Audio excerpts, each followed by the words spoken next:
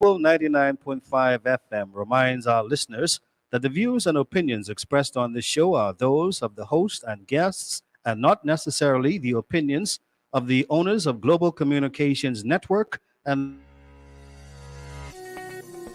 Today can be the turning point in your life by making a simple decision. Fundamental questions of navigation. Where am I? Where am I going? And how do I get there from here? I invite the leaders of our planet to ask themselves these three questions before they make any crucial decisions. But if you don't make decisions, you're going to stay right where you are. We are all map makers. We are in a time of transition. If we're going to change, we have to change the direction that we're going. Our planet needs leaders who know where they want to go. When we change the direction we're going, then we want to make sure we're going in the right direction. Leaders who can see the big picture. Because if we're not, we're going to either go backwards or we're going to stay where we are. Recognizing the psychological and the spiritual shifts and changes that need to be made, often from the inside to the outside. To be able to shape your future, you have to be willing and able to change your paradigm. Complex journeys require navigation. The path to the truth is one such journey. This is your GPS. Hairstyling services provided by J.D. Edwards Salon and Spa, Palmdale Shopping Plaza, Madera Street. Accessories provided by Chevette Williamson Jewelry. Standout jewelry for standout women. Good afternoon, everyone, and welcome to GPS Global Paradigm Shift on Global 99.5 FM. I'm your host, Michelle Malcolm, and as always, it's a pleasure to be in your company today. Thank you so much for tuning in and making us a part of your afternoon. You know the drill. Every Friday in these parts, we do an open line show. We call it TGIF. Thank God it's Friday. And thank God it's Friday indeed, because this Friday begins a long weekend. As we all know, Monday has been declared a national, I don't want to say a holiday because it's not a recurring thing. So I don't want y'all to think that every year around this time you can be getting the day off. But this year in particular, you're getting a day off on Monday because that is the day that Queen Elizabeth II will be laid to rest. And many members of the Commonwealth, nations around the world, are allowing their citizens time to reflect, to mourn, and I guess to watch the funeral service on television if you so desire. So anyway, Monday's a day off. And so we're going to have a long weekend, unexpected this weekend.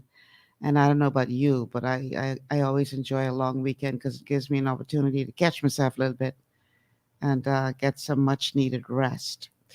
So today will be our final show before Tuesday of next week. That being said, every Friday you serve as my co-host, where we talk about the week that was and discuss, issues that you want to talk about. And today will be no exception. The telephone numbers to call if you wish to be a part of the show, 326-0271, 326-0271, 326-0272, 326-0272, and the WhatsApp line for text messages only is 801-0271, 801-0271 for text messages only. And so it's traditional on a Friday that we look at the week that was. Boy, my phone ringing already. I know that's a caller for the show, but we can find it in a second. As soon as my producer lets me know whether or not that's a caller for the show. I traditionally try to pull a couple of clips just to get the conversation going. In case y'all decide to chime in slowly. Is that a caller for the show? Yeah, we have our first call already. Caller, welcome to GPS. Hello, caller. Hello? Hi, you on the air? Yes. I had a question. What I was thinking about because of the same situation of the Queen Elizabeth passing. Mhm. Back before 73, I had a British passport, right? Mhm. And it never got renewed. It just wore out. I was wondering, because at one point I was a British subject, Mhm. could that passport be resurrected? Could that be renewed? Even or since the independence passed, I have no choice but to be a Bahamian. Yeah, you're not a British subject anymore. Right. But that wasn't because of choice. Because Um, well, you would have to renounce your Bahamian citizenship and okay. then apply for British citizenship. It's not automatic anymore. Right. And do we even have a British embassy here to inquire about this stuff? I'm sure we do. I believe we do. I know we traditionally have. I Okay. don't see why that would be any different. I know we Okay. have had. I'm not 1,000% sure, but I'm pretty sure we have a representative here. Okay. Probably a consulate or something like that. Yeah. Okay, yeah, it's just, I was thinking about it and I was wondering, saying that a number of persons, Bahamian, have had British passports, you know what I mean? And from July 10th, 1973, you was a British subject. And July 11th, 1973, you were Bahamian with no choice of your own. Well, like I I was said, wondering about that. if you wanted to become a British subject again or citizen, you'd have to renounce your Bahamian citizenship. and Right, then I apply for know, that. but then again, it was never taught. It was never told to you, and it was never, I guess, that much publicized that it could have been like that. I don't know if that's true. I'm pretty sure that there was consultation prior to independence to let us know what all that meant. I would have known. But anyhow, it's just something that I was thinking about. If I could have still resurrect my British, heritage in terms of my birthright, Right. being a British subject. Yeah, that all changed on July 10th, 1973. Okay, thanks, Michelle. Thanks for calling. Have We a have good day. another call on the line. Caller, welcome to GPS. Malcolm, How are you doing today? radio man, radio. Good. Today stand over history of the Progressive Liberal Party. 1 year. 1 year, I give them a B. I give them a B plus, Okay. and I know that they will do better. And I pray that Mr. Davis be more stronger in his liberty and get on his ministers and let them know what is what, and that what the people expect, what the people will be looking for. Mm-hmm. That's point one. And number two, I hope the Minister of Education, now, I don't know, they may be a family, but I can call it what it is. Like you always say, I hope that the educator, the teacher, and the headmaster, I hope both of them either get suspended for 1 year or be terminated. Both of them? Who? Both of them? Both of them. Why? The two of them was fighting, right? Yeah, but if you come to beat me up and I defend myself, how am I guilty? If you attack me, and all I'm doing is defending myself against your attack, how am I guilty? Huh? Stuff like that. Because I supposed to just stand there and let you beat me up? yeah, sometimes you hold your composure. I was something in like that too, and I had to just back on the side and go and stuff like that. But what if the person ain't into you backing on the side? You back on the side and they keep coming in. You're supposed to just stand there and take it? Okay. Well, I hope when they can finish investigating this, one of them got to either get fired or suspended for 1 year. Because if she don't do this, she will show her weakness, and then the school now will just be like wildfire. Well, according to reports, according to the president of the Union of Teachers, Bahamas Union of Teachers, Belinda Wilson, this principal in question has allegedly done this before, and as a matter of fact, now has a matter still in the court from the last time something like this occurred at another school. Now you see what I'm talking about? So who these people are tied to. Who are these people native to in this country that they cannot be removed? See, you see the hypocrisy, the wickedness, and we always looking at because this fella's starving the next one, this one checking up the next one. Oh, we just know how to pray for this. Oh, we got to pray for the young people. Look what the young people doing. You see, now, the last point, I believe in marital rape. According to 1 Corinthians chapter 7, when Paul was writing to the Corinthian church because they had a problem, what was going on and carrying on, if you look from the first wife, they was carrying on and marrying and fooling around and fornicating inside the church. And Paul write to them, letting them know how this church and order supposed to be. That was written to the Christian believers in the Corinthian church.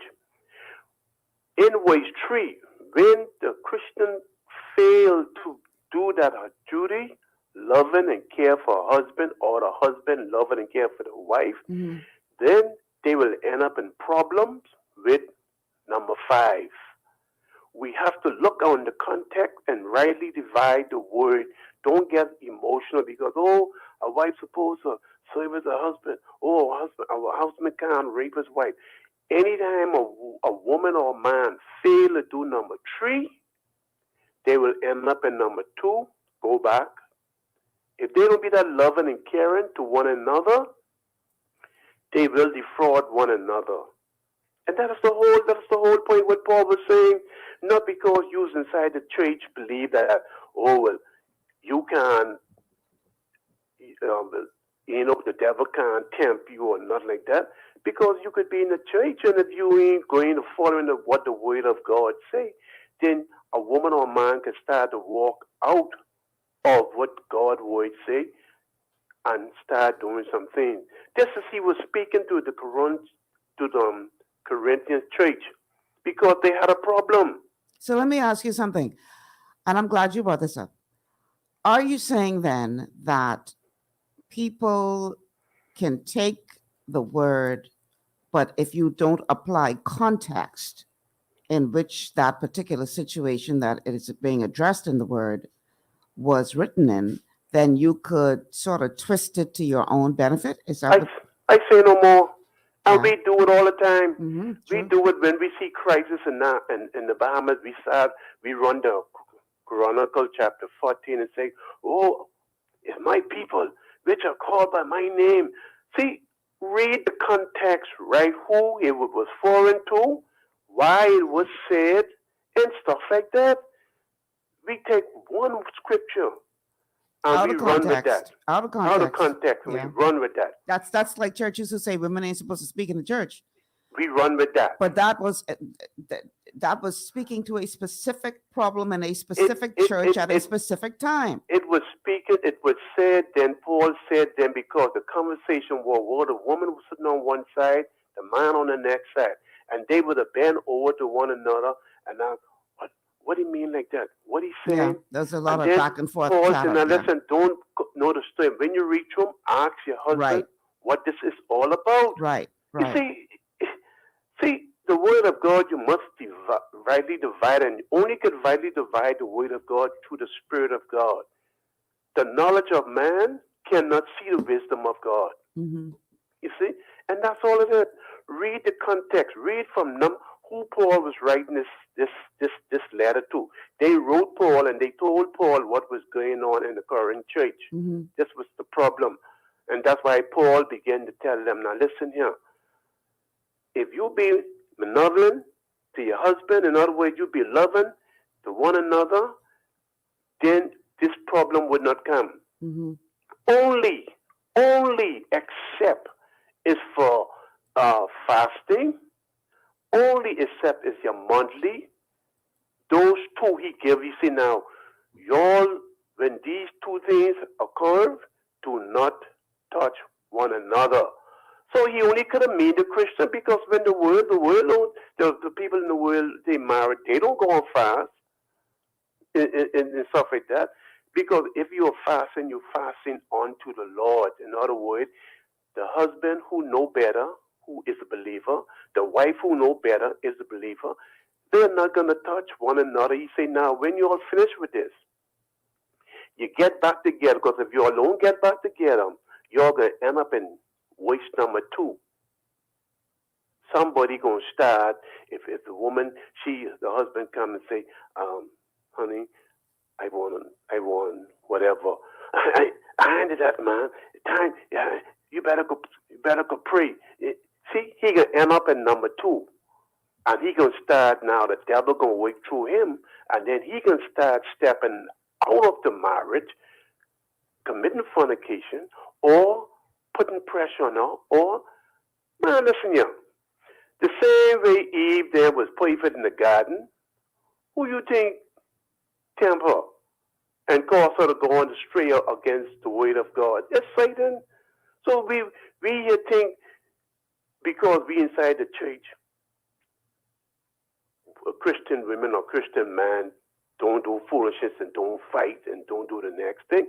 We only don't know, some of us don't know because we ain't their neighbor or stuff like that. But these things happen.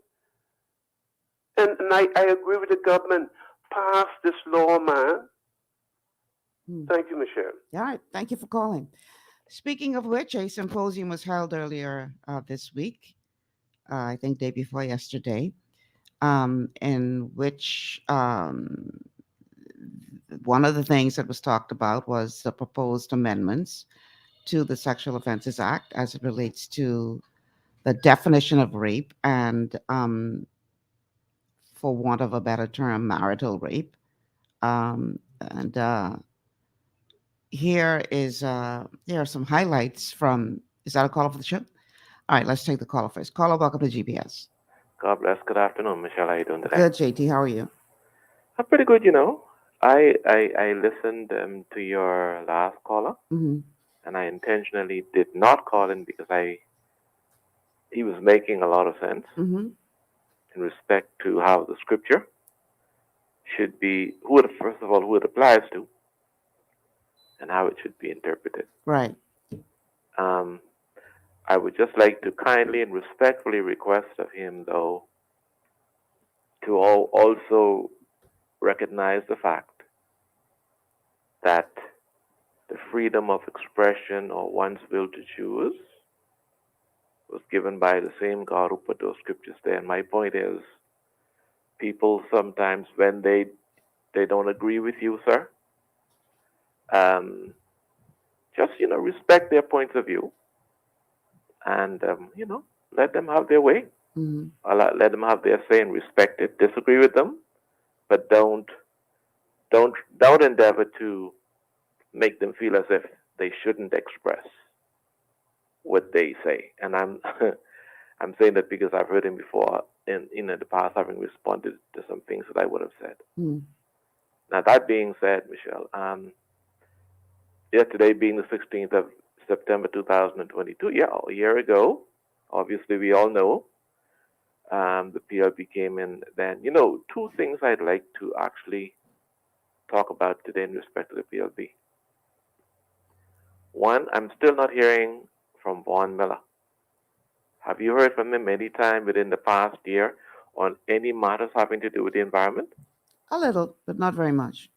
Well, at least you heard more than me, and I must admit, I hardly listen to ZNS or any news anymore. News, for the most part, is too negative and too depressing. Mm. So I try to stay away from it for that reason. I did hear him speak in Parliament one time ago. I think it was last year or early this year when they were debating, I think, the carbon credit. Mm-hmm. But my thing is, if all of the substantive ministers in a year would have been able to speak out constantly and very, very much so on the ministries that they're responsible for, how come Vaughn Miller, the Minister of the Environment, is so virtually silent? I do recall seeing him appear at one of those briefings at OPM. I know he did make an appearance there. Yeah. Did make some kind of presentation there. I don't remember the content of what he said, but he did do a presentation at one of those briefings at OPM. And I accept what you're saying, Michelle, but Understand the point I'm making, though. One, we've been dealing with this issue over in North Andros. Thank God that has been stopped, and I pray God that no government ever approves that mining over there. We talked about carbon credits. We've talked about a number of things since this PLP came in, since the Davis administration was voted in a year ago, having to do with the environment. And very little, as you just indicated, has been heard from the substantive minister. Mm-hmm. And my comment on another radio station, which that last caller did respond to, Mike, was that I'm of the opinion that Vaughn Miller was being or is being muzzled. Now, I could be wrong, and I may be wrong, but that is my opinion. Mm-hmm.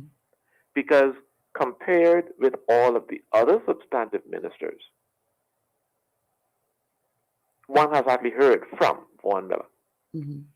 And I don't think it's because Vaughn Miller wants to sit down and be quiet. He is a very expressive, very dynamic, very outspoken, very environmentally conscious Bahamian. I dare say he would have had a lot to say, I believe, if he was allowed to say it. And I honestly believe, Michelle, unless somebody can convince me otherwise that I'm wrong, I honestly believe he is being muzzled. Because if all of the other ministers could speak and always speaking, and he isn't, and the issue that he is responsible for is so prevalent in the news, and he's not being heard much on it, then what logical conclusion can one reach? It ain't that he gone to sleep. It ain't that he retired. It ain't that he got fired. Because he's still there.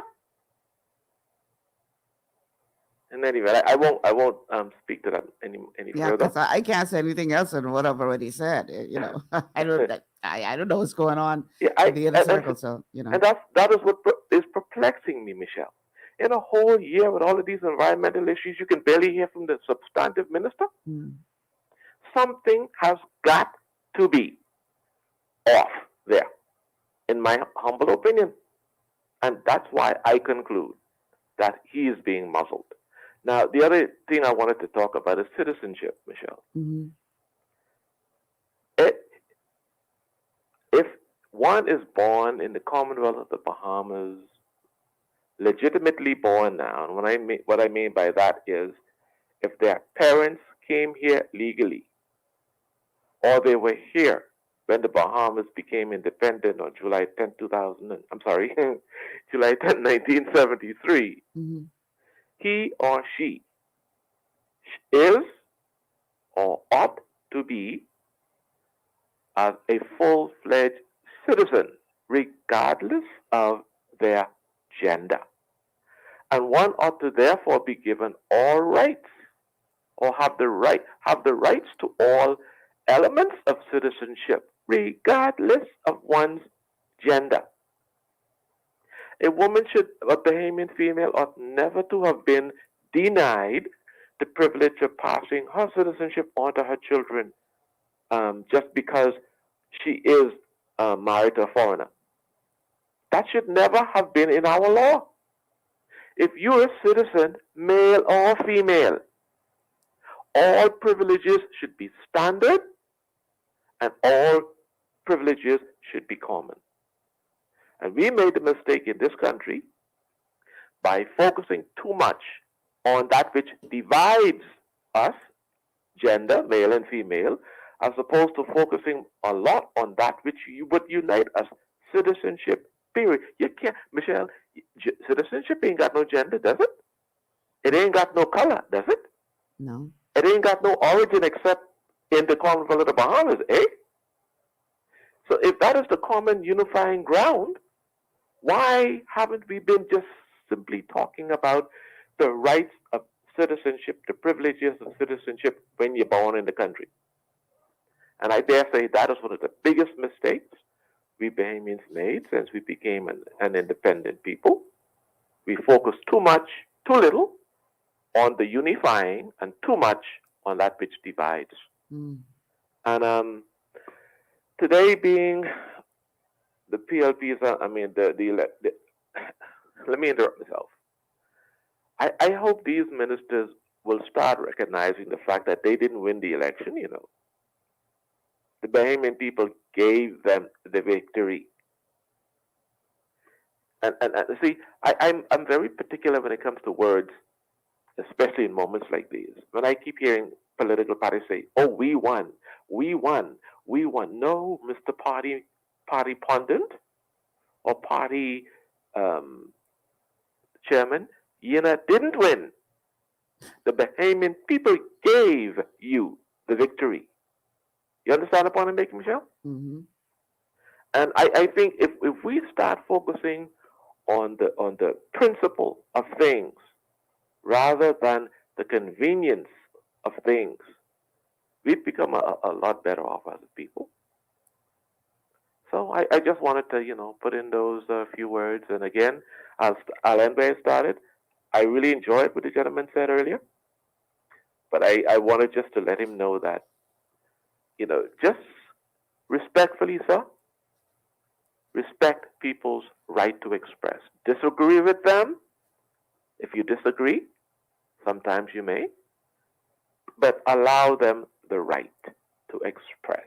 And don't attack their right to express whatever they express, whether they are right in saying so or wrong in saying so. As long as they're not violating the law, then they have the right to express themselves.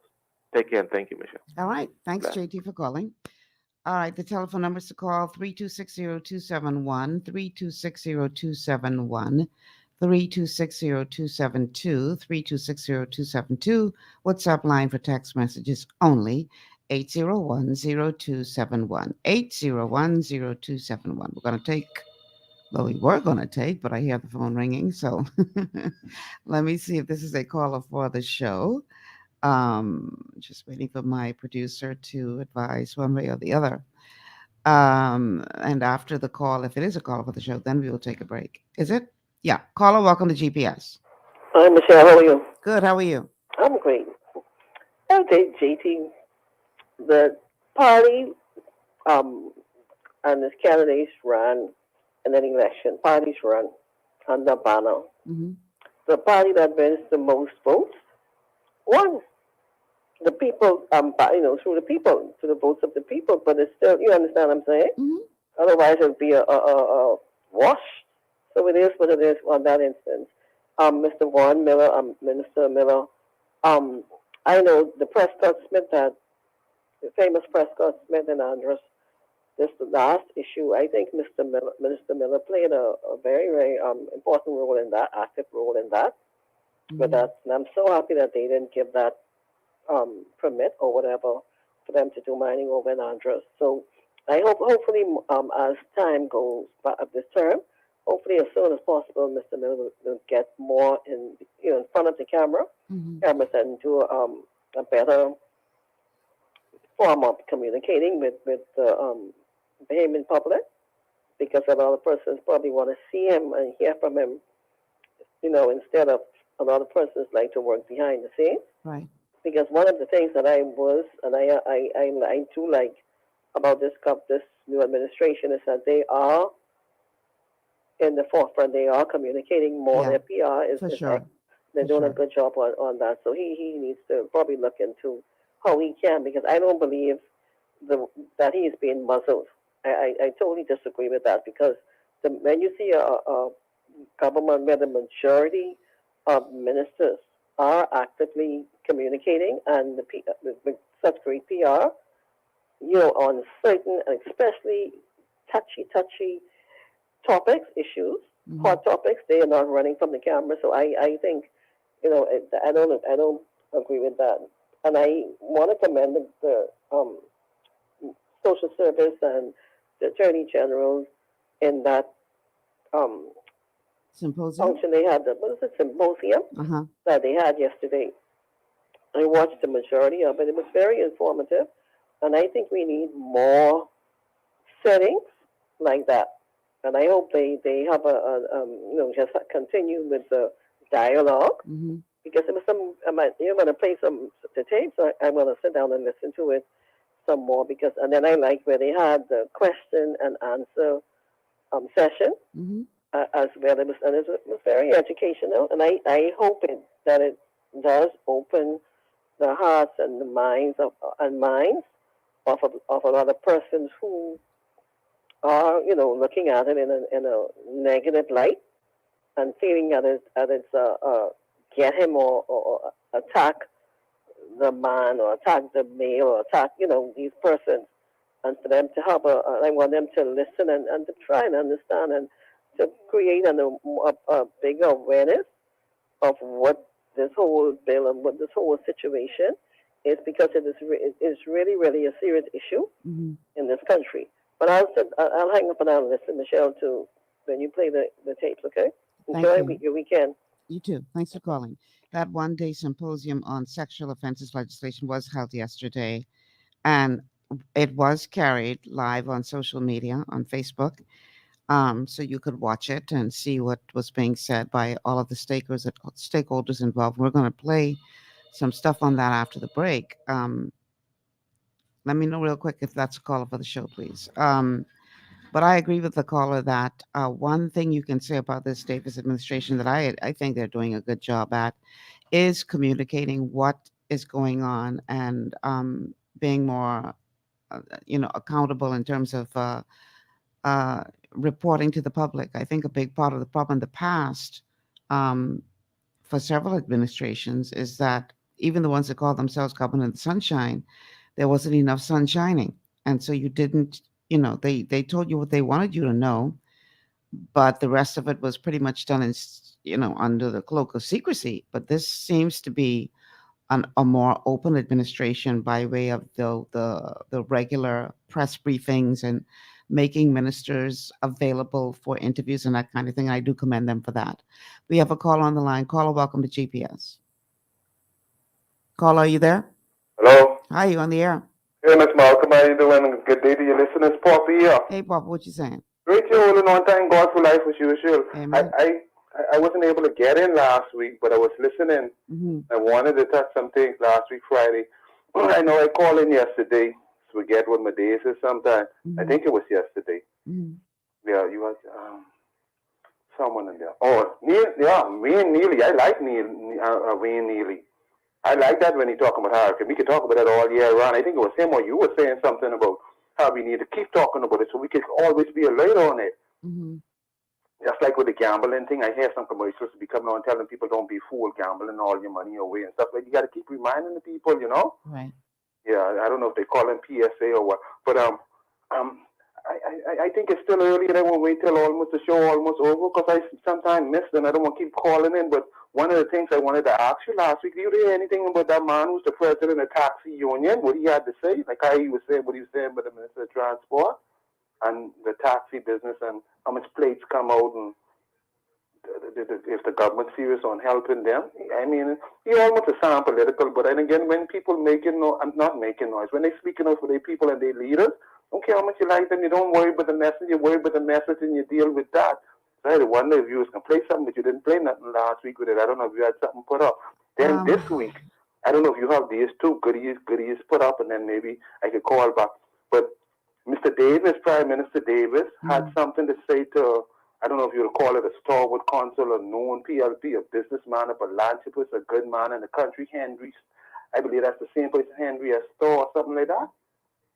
I don't have anything pulled for that on this show. Okay, they was on the news where he was, they have something by the PLP headquarters when you're lying in state or lying in something, right, when you're done dead. And he was saying how this man was so good and stuff like that and stuff like that, and how he didn't look for nothing in return, and he wasn't watching nothing. But I thought you would have grabbed that up for us to hear Mr. Davis repeat that again, because I sure people get an opinion on that. Then the next one is that, did you hear Mr. Davis, or did you record the one, excuse me, sound like the banks of the Bahamas or the international banks, they had an international conference here or something like that. I think Mr. Davis, Prime Minister Davis, is one of the speakers as the Prime Minister and the Minister of Finance. And I say to myself, boy, them people being before Mr. Davis become Prime Minister, how brave can't talk and all of this. And, it's like he better now. He better now. I don't know if it's all about the person who writing the script. As long as he stick to the script, he could be okay. You all right? Because I listen to Mr. Davis, and I'm very impressed over the years. I hear people be talking about a lady from Barbados, how good she is, and she's a messenger. But I'm impressed with my Mr. Philip Brave Davis for the time I know him, talking to him. I mean, and then, like, what he's be saying, don't make no sense. He's a decent person who don't hardly say no. That's why the union experiencing something different right now. And if we make a deal and a promise with you, like the what you call it, MOU or MUO with the union, that's why it's coming true. He's a man to his word. But he had something to say about the banks industry and stuff like that. And I saying, it sounded like he was saying good things about them, but I wonder if they doing enough in the community, if they giving back with all this money. I know they about making money, right? But when I hear my prime minister, politicians who's a servant of us, the people, I don't want to hear, unless I miss something, I don't hear more for the people. So I don't know if you have been through something, but I want to finish listening and see what all you get, and maybe if you allow me to, I'll call back. All right, I didn't pull those two. No. I'm going to listen. It's thanks for calling, Pop. It's a lot to cover in a week. You can't cover everything. I normally pull the stories that I think people most want to talk about, but that's not to say that we can't talk about something else. But I can't get everything in within a week. All right, let's take this break. When we come back on the other side, I want to talk about that symposium yesterday and the implications thereof. And you're going to hear from stakeholders, including Papa. Our former Prime Minister, Hubert Ingram, said he was trying to bring that bill a long time. He just couldn't get no support. Wow. All right, let's talk about it on the other side of the break. We'll be back after this.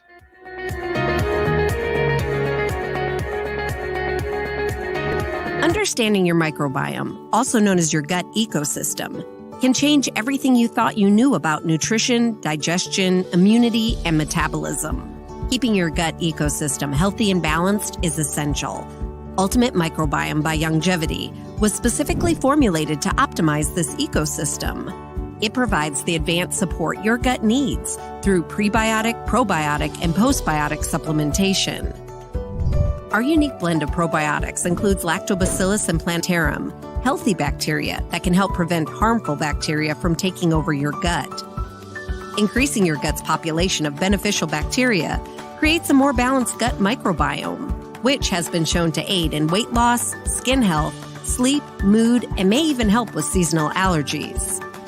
Ultimate Microbiome also promotes the production of postbiotics. Postbiotics are key to help regulate your gastrointestinal health. To enhance digestion, Digizyme Multi-Enzyme Complex, a blend of 5 specific enzymes, has been added to Ultimate Microbiome. It can help break down food so your body can better absorb nutrients. Plus, we've added our proprietary I-26 Hyperimmune Egg Powder to aid in the elimination of disease-causing gut bacteria and help your body balance its immune response. Ultimate Microbiome, the scientific, proprietary, and holistic approach to gut health that helps optimize your body's entire gut ecosystem. To learn more, contact your Longevity associate. Welcome to Sunshine Auto, the hardest place on the planet for rims, tints, and tires. We are your auto superstore for rims, Lexani, Azaras, Trueform, Western, Lux, Fuel, Trackline, Tough, Rough Racing, Velocity, Mud, All-Terrain, and low-profile tires, cars, homes, and commercial window tinting. At Sunshine Auto, we put God first and customer is king. Blessed love. To stay healthy, it's crucial to make sure you get the nutrition you need every day. But it's difficult to get all your recommended vitamins and minerals from food alone. Even in the United States, 94% of people are deficient in at least one nutrient. Beyond Tangy Tangerine 2.0 by Longevity is a simple, convenient, and affordable way to help your body get the essential nutrients it needs. It's an advanced plant-driven multivitamin mineral complex that contains certified organic whole foods, trace minerals, and antioxidants. BTT 2.0 supports your body's natural defense system with a proprietary blend of energy-boosting and body-loving nutrients, plus prebiotics, probiotics, amino acids, and enzymes that support digestion. With an unusually high ORAC score of 8,000, you get even more antioxidants to help combat free radicals that can cause damage to your cells. But to get the most benefit and value from any multivitamin, your body must be able to break down the nutrients so you can fully absorb them. Otherwise, they'll just pass through your system without doing any good. Beyond Tangy Tangerine 2.0 was specially formulated with synergizing cofactors to ensure you get maximum nutrient absorption. Beyond Tangy Tangerine 2.0 is the easiest way to give your body the balance and complete daily vitamin mineral supplement it needs for optimal support of your overall health. To learn more, contact your Youngevity associate. This portion of GPS is brought to you by Tiki Bikini Hut at Junkanoo Beach. Great food, cool tropical drinks, and family fun in the sun.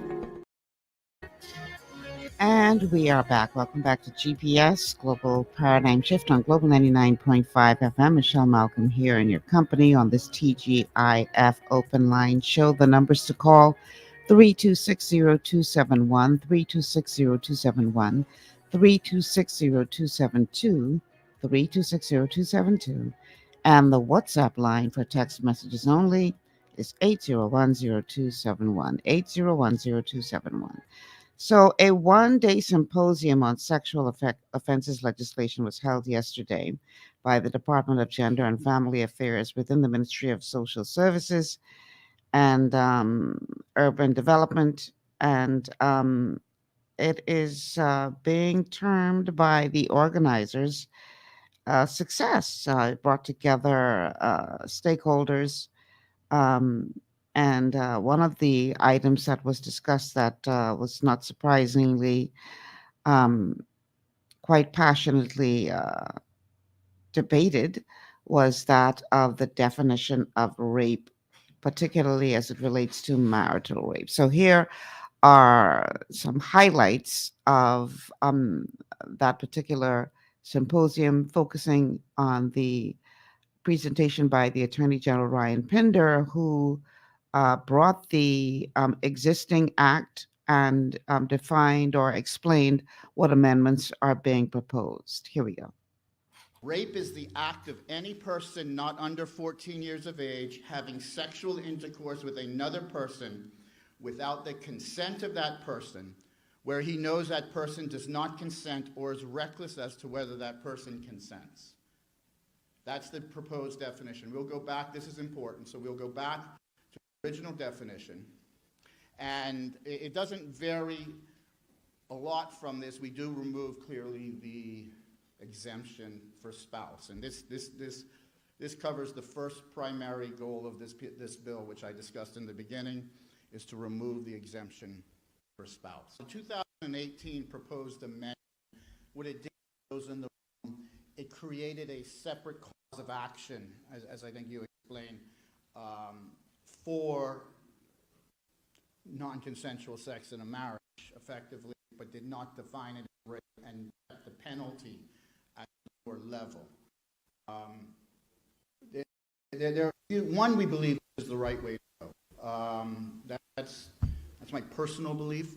And we think it's the right way to go, that you do not create a separate cause of action that is lesser than rape for circumstances where rape occurs within a marriage. I believe today it is interesting that social services, which is involved in social science, is looking for a legal mechanism to legislate and control what takes place in the bedroom. Marriage is not a government institution.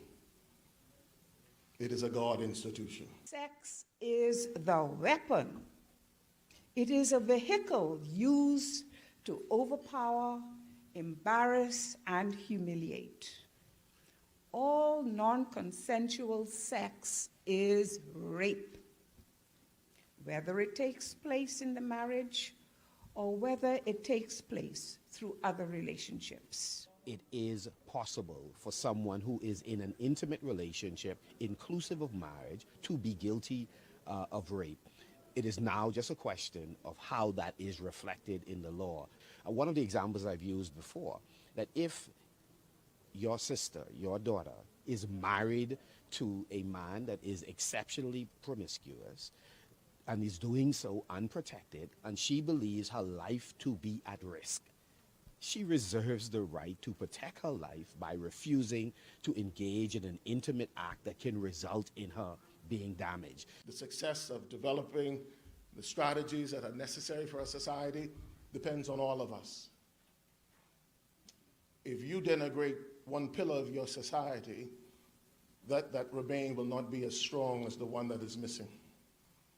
But I'm trying to say to us today that as we come together as a Bahamian society, let's find where we can work together and accept where there are differences.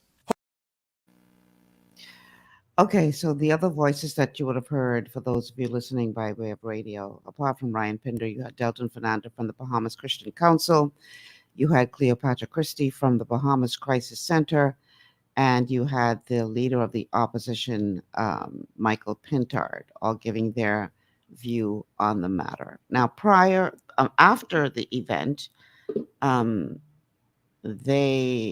media also interviewed other stakeholders to get their views on the matter. And one thing I could say, boy, there's several things in this country that you're going to get a very, very divisive response, but emotive response. Politics is one.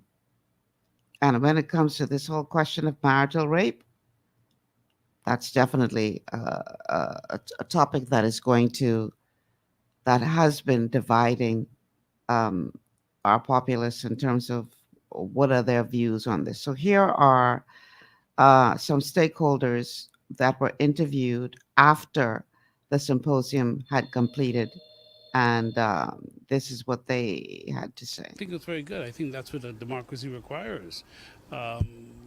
Perspectives change, interpretations change, and the whys have to be answered. And what happens always is once you are able to put them all together, we're able to extract from and cause for the structure of the legislation that will be able to cause all to be happy. We do have some commitments. The Attorney General has to speak at the United Nations next year, February, March. We don't want to be in a situation where we're continuing having to answer questions about our human rights whilst we're critical of other countries and their human rights. So let us be leaders as opposed to followers. And if we say we love each other and we make these commitments to each other, there's no place for marital rape. The question of marital rape does not even arise. There are healthy marriages and there are unhealthy marriages.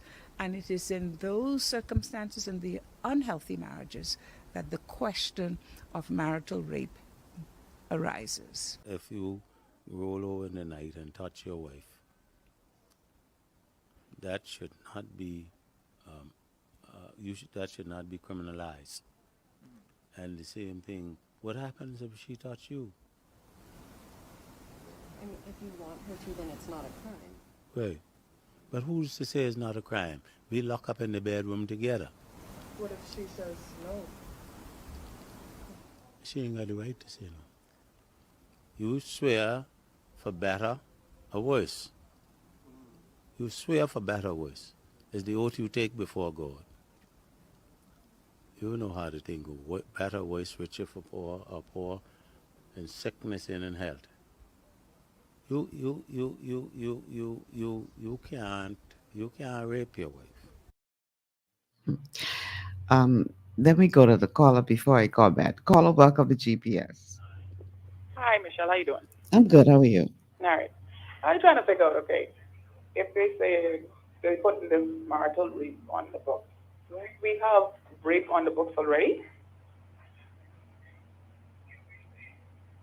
What's the point? Turn it down. So, what's the point you're trying to make? Okay, we adding a new crime to law that it's marital rape. No, We have not so rape much. on. Not so much adding a new crime, Uh-huh. but the way that the sexual offenses bill is now written, it excludes spouses from being having the law that does exist apply to them. So all they are proposing to do is remove the word spouse, and with the exception of the spouse, so that if the spouse does commit the act that is now against the law outside of the marriage, then the spouse will be found guilty of the law. You understand what I'm saying? But okay, so all they have to do is get a divorce. If a wife laid in bed with her husband and says that her husband raped her, go to the police, file a complaint, get a divorce. So after you then file a complaint, you coming back to sleep in the same bed with your husband again. After you then go to the police and say he raped you. So you guys, how you living in the same house and sleeping in the same bed? You're assuming a lot. There are people right now who are separated from their spouses, who are perhaps in the process of trying to get a divorce, because getting a divorce in this country is not that easy. You got to go through all kind of stuff to get a divorce. So they may already be in the process of trying to get a divorce, and that person could show up on their doorstep. They're not legally divorced as yet. You're still my wife, so I still have an entitlement to your body because we're not legally divorced. So even though we may be going through the process, even though I may have filed for divorce, or we may just be separated, because we have not been legally divorced, you telling me that as a woman, I can't tell you no under any circumstance because you are my husband. Now, that's a different instance. I agree with it when it comes to that, if you're already in the process of getting a divorce. But I can't see you saying you sleeping in the same bed, but yet you can get up in the morning and say your husband raped you, go to the police, or your husband raped you, and then you'll go through the court system, and then you're back in the same house. And then what? That don't make no sense. So you're saying that as long as they're under the same roof, she has no recourse. Yes, you might as well get a divorce then. But as I just explained, getting a divorce could take years. Being raped. But getting a divorce could take years in this country. Up to 2 years. You can stay in the house and just continually get raped. What if you don't have anywhere else to go? The lady just who's speaking for the crisis center, they don't have places for people like that, or get the police to put the husband out the house? I don't think we have very many shelters for battered and abused women in this country, and that's why so many of them stay. They don't have very many options. It's just mind-boggling. It is. It's just mind-boggling. But I can't see you saying your husband raped you, but you staying in the house and getting raped. A crime committed against you over and over again because you're saying you don't have no place to go. It's just, anyway. That is the reality for some people. It may not be your reality. It may be hard for you to comprehend. It's not my reality, but I can't see you putting something else on the book saying it's marital rape when the pastor said that you go to God for your husband and your wife. So if you don't want to be with the husband or the wife, you leave the relationship. Man just can't make a law against God. We already have something on the books where we have rape. You're going to add something else to it, calling it marital rape? That's politicians getting in the way of God. Again, I don't think they're calling it marital rape. What they're doing is removing the protection of the spouse so that it can no longer say rape is this with the exception of a spouse. So I don't know how else to explain that. I think the Attorney General explained it in the last clip that I played. They are looking to... He's getting on like he's a dictator. I can't wait for them to remove him. Anyway, good day. All right. Thank you so much for calling. We have another caller? Yeah. Caller, welcome to GPS. Hi, Michelle. How are you today? Excellent. How are you? Good. Before I say what I wanted to say, I just answer that previous caller. She clearly is living in a bubble because there are lots of marriages that are not in good standing and people want to get divorced, but like you said, it is very difficult to get a divorce in this country. Mm-hmm. On top of it, very expensive. I had a friend who, him and his ex-wife were amicable, agreed to everything, and it cost him $10,000. Wow. It's not cheap, and it's not easy, and a lot of these poor women do not have anywhere to go. The Salvation Army has a shelter for battered women, but they're busting at the seams. Yeah. And I am also very fortunate I don't live in that hostile environment, but I know people that do, and she has no idea what a living hell it is to live with a man who thinks that he can just do whatever he wants just because he has a piece of paper that says he's married to you. The other thing I wanted to point out is I really hope that I live long enough to see mature politicians come together to make decisions that are best for all humans and stop this segregation of people. You know, we have a group of people who want to get rid of our country and get rid of the monarchy and go republic and do all these things. Yet these are the very same laws that are still so very archaic and colonialized. This is what happened years when our forefathers did to their women and their wives. Why are we still even? Do you? Caller, you're breaking up. I'm not sure if you're in a bad area, but you're dropping in and out. I think we may have lost that caller altogether. Yeah, we lost that caller. We have another caller line. Caller, welcome to GPS. Yes, Michelle Malcolm, how you doing? Hey, my good friend, C. Allen Johnson, how are you? I'm okay.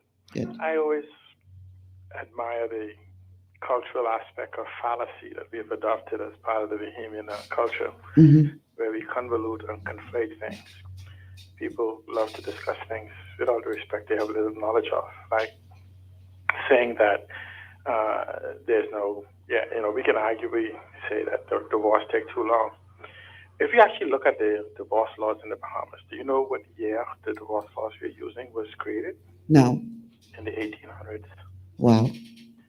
So the mere fact that we're still using laws from the 1800s, this has not been updated. And so we're going to look and patch it, right?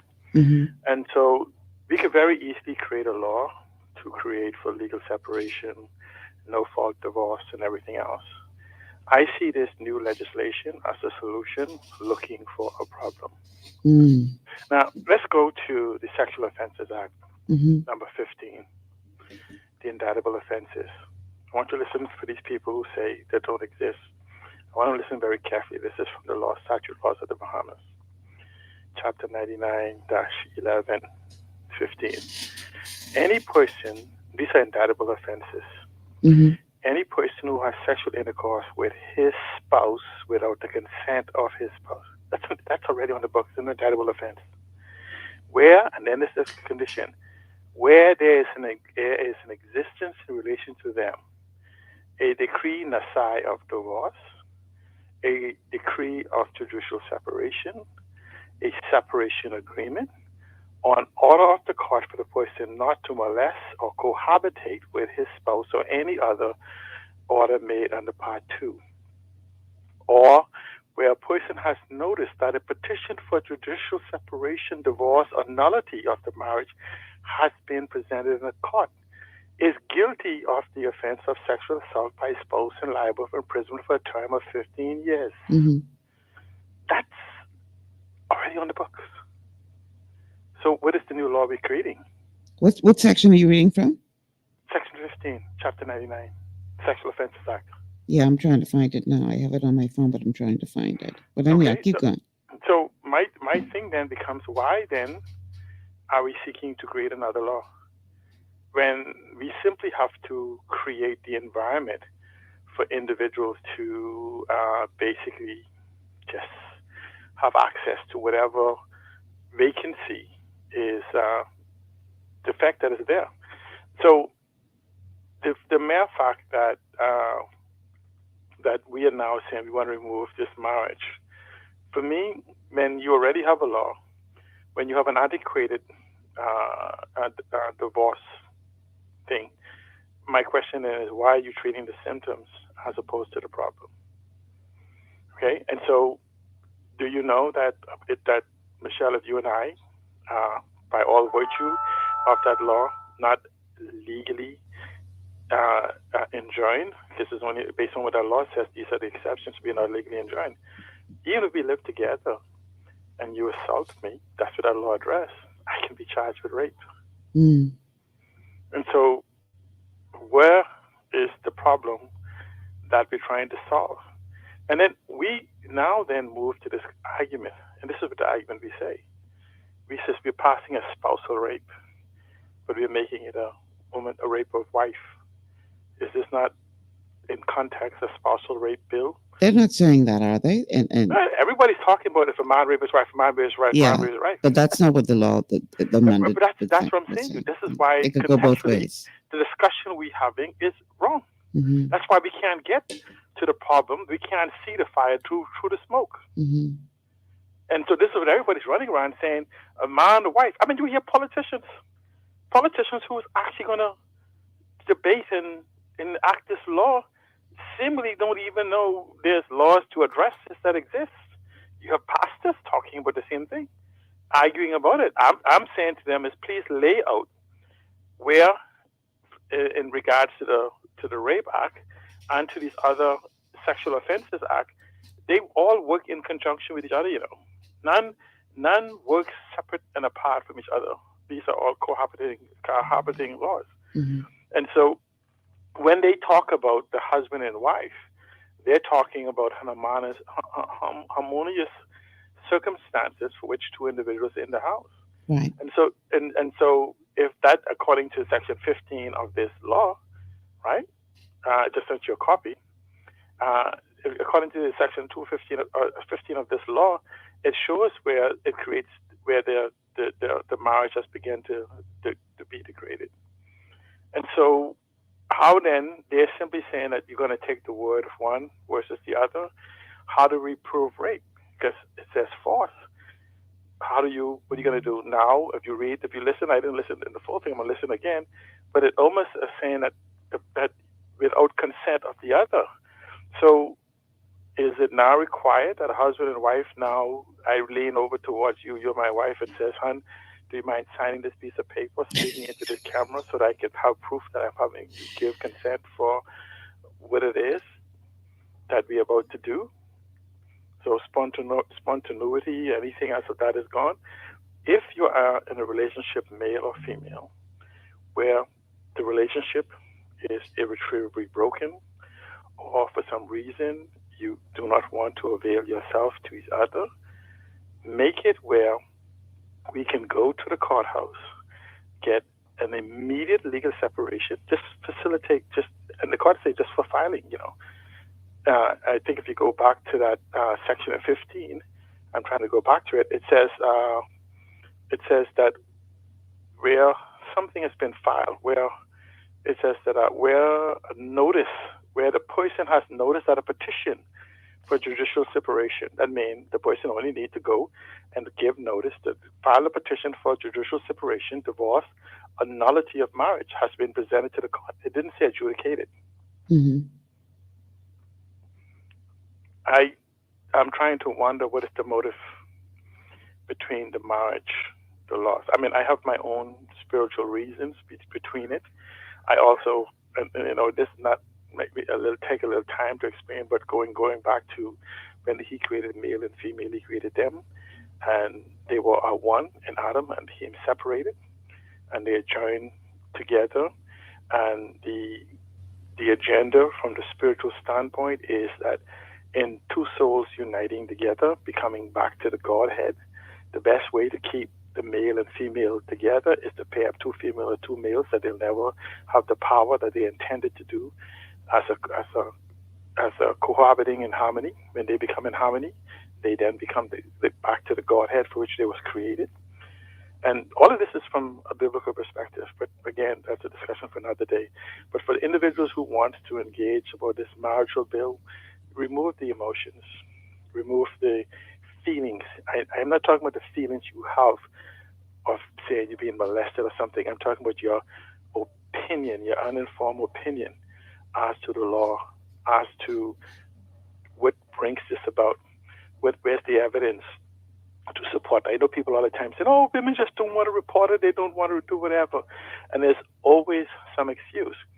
But any other law that I call for being created, I must provide evidence to support why I'm petitioning for that law.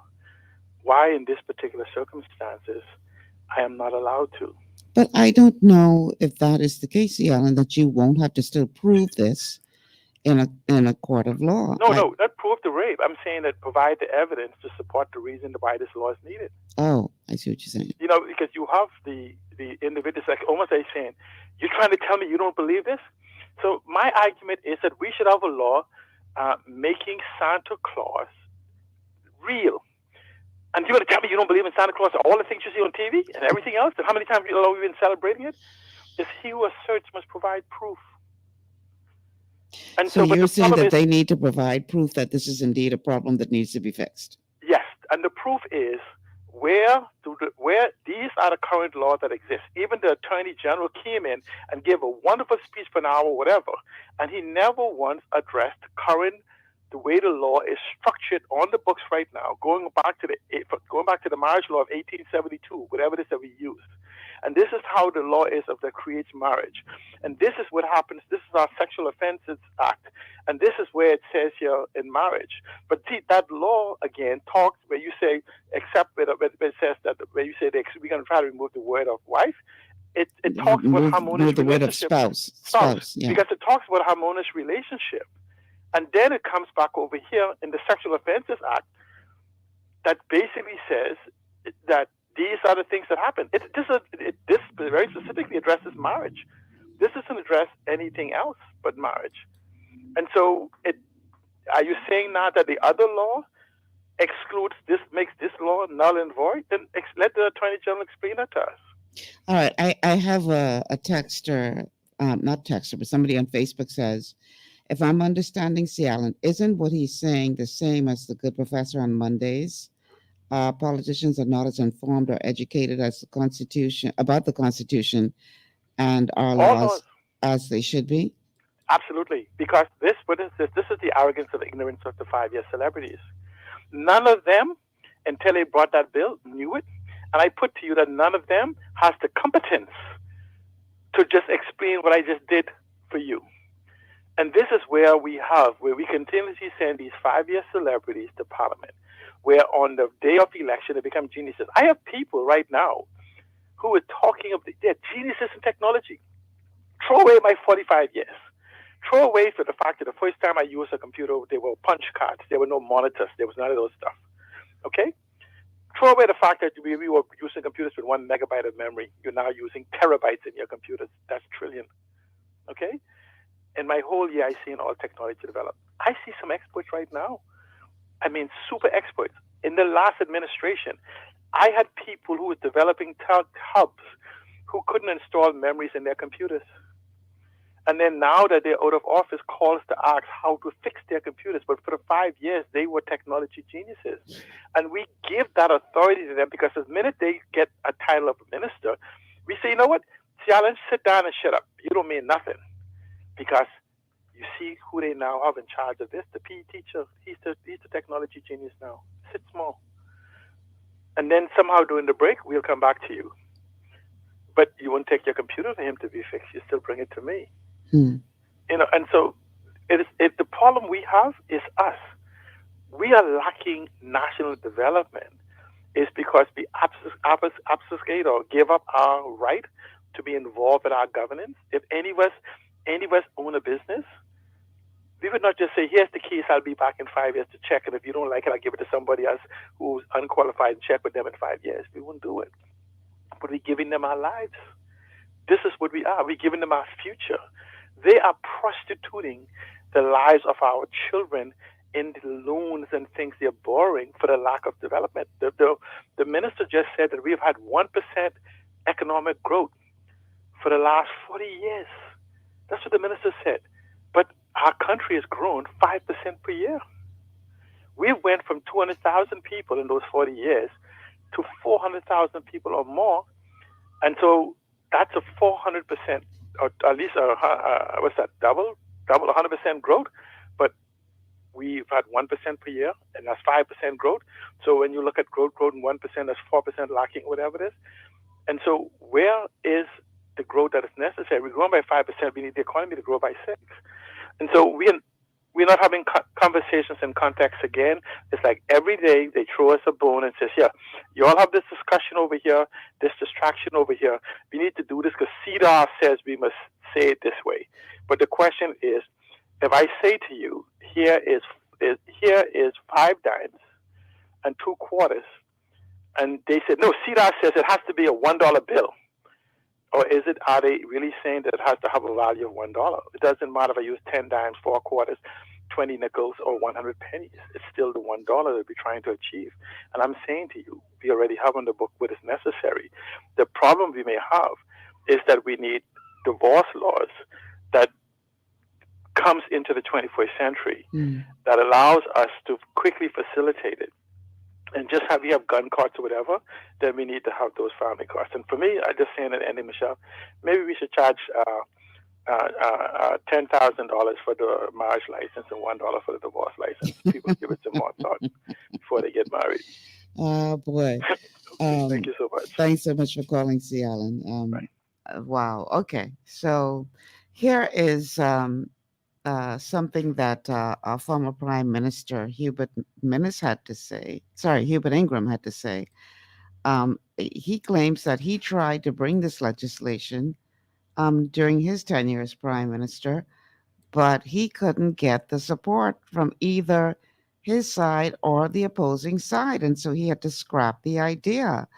And he challenged the media to really press these 5-year celebrities, as C. Allen calls them, to find out how they really feel about the matter. Here's what Papa had to say. When I was Prime Minister, and my minister brought a bill to the House of Assembly to outlaw marital rape, to outlaw it, to make it illegal. You could also find out that I eventually announced to the public that I did not have the support of members of the FNM or the PLP in the House to pass the bill. I was therefore going to withdraw the bill.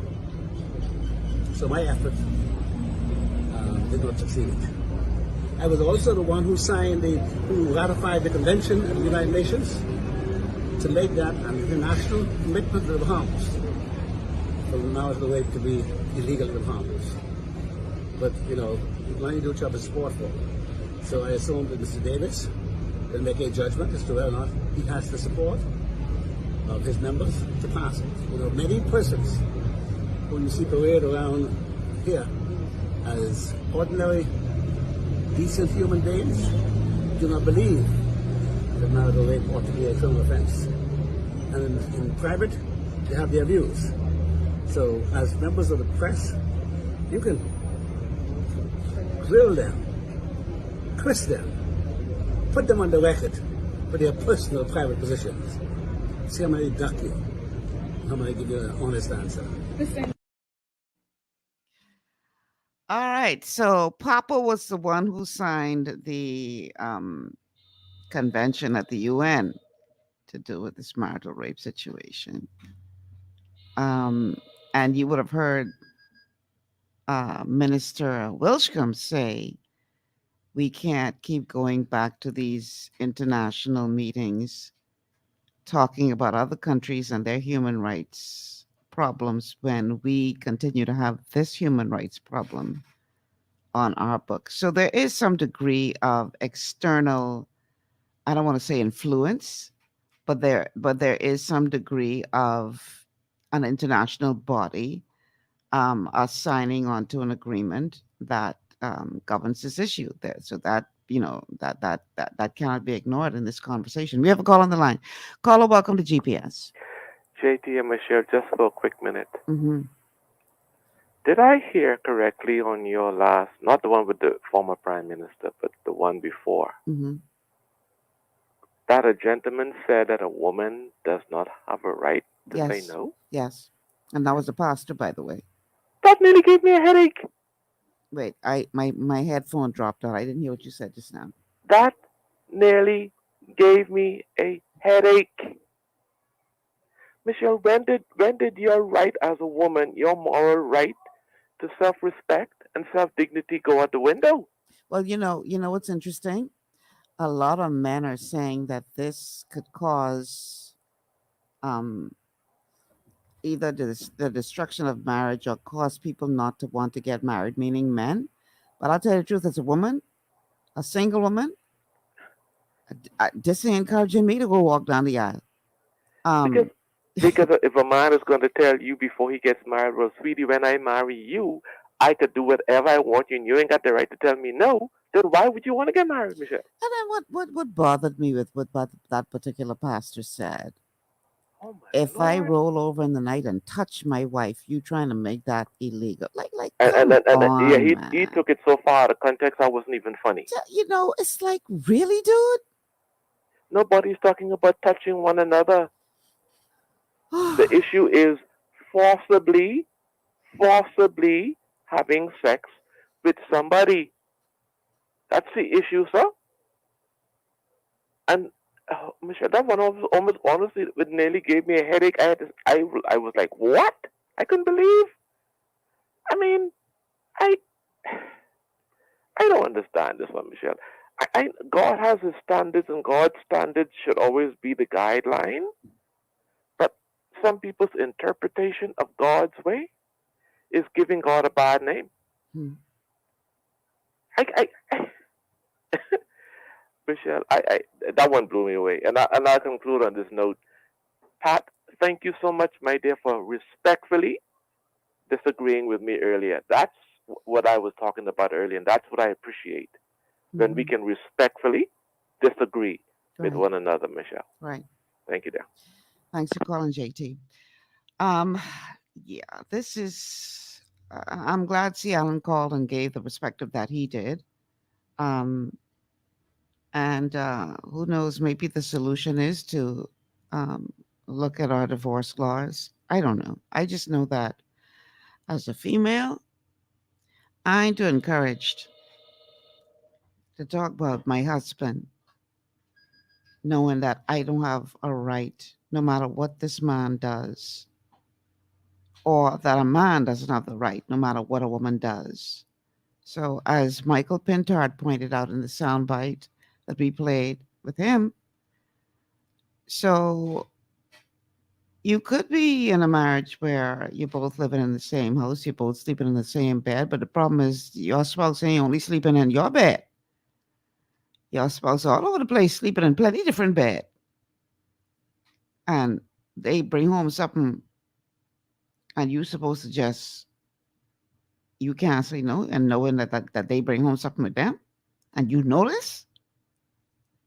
But because the marriage bed is undefiled, even though that person has disregarded the marriage bed and has gone outside and has done all kind of foolishness and didn't have the decency to wear protection. How many men on the down low, sleeping with men, unprotected, come back home, sleeping with their wife. Next thing you know, the wife have chronic infections. I actually have heard of a case where a wife had to have a hysterectomy because of the nastiness of her husband. But you ain't supposed to be able to say no. That is mind-boggling to me. We have a call on the line. Caller, welcome to GPS. Good afternoon. Good afternoon, sir. And that's when I every time I see your face on the screen, you know what it remind me of? I don't know why, because I watch it every day. Remind me of Friday for some reason. Mind you, what? Friday. What that mean? Must be Friday for some reason. I don't know why. I see your face. I know every day, but I like Fridays. But anyway, I just want to address the Obi Wilshcombe comment. And comments like them, they really angers me. Okay. See, because I've known Obi for millions of years. We grew up in Freeport together. And I have a conversation with him. It just sounds like what he's saying right now here in 2022. He's saying that his delegations, I guess, or whoever goes with him, are so embarrassed to say that, no, we can't get this passed in the Bahamas because the people are so stubborn and so ignorant and wouldn't budge. And here we are in the modern world. And he said something like, we have to stop being followers, but start being leaders. Now, my take on that is, Mr. Wilshcombe, you came here and you begged on your knees to represent us. So you know who you represented? Us. Not so that you can look good. Well, the Bahamas is a progressive country over here, and we are blah, blah, blah, blah, blah. No, we want you to do just like the Muslims do. We want you to do just like the Chinese do. We are not influenced by anything out there. This is the Chinese way. This is the Muslim way. This is the Bahamian way. This is what the people want. We need leaders who stand up and fight for our issues, not how they look when they go in the place. Because we Bahamians have the same problem. We are embarrassed. I am totally embarrassed of the decisions of this government. Here's a conversation we shouldn't even be having right now. While people are out on the streets in Abaco, while people are, in the conditions we live in we are served in the hospital and any governmental departments around here. The place is a mess. It's the streets. You can't drive 2 feet unless you have the luck over some deep hole that could break up your car and cost you money. But I'm going to be sitting around here while the AG is on TV himself talking about foolishness. Well, I'm sorry. I know that'll just make people, females especially, angry. That quick. And it also make me angry too. I got a niece. Nobody can rape them. That's a personal issue to me. But I don't want to frivolize it. But we have some serious issues in this country. And I do believe it lies to the feet of people like Obi Wilshcombe, our leaders, and not personally Obi, because I like Obi, to be honest with you, he's a friend of mine. But it's these kind of sentiments that just where are we going? They're saying we got to stop being followers, but be leaders.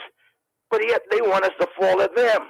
No, we want to lead these people. You know how the Bahamian people feel. Go out there and tell the world. Now, the only problem I could see with that is if you go out there and the Bahamas, America getting mad at us because they want to fly the gay flag up there, which we have no choice. That's their property.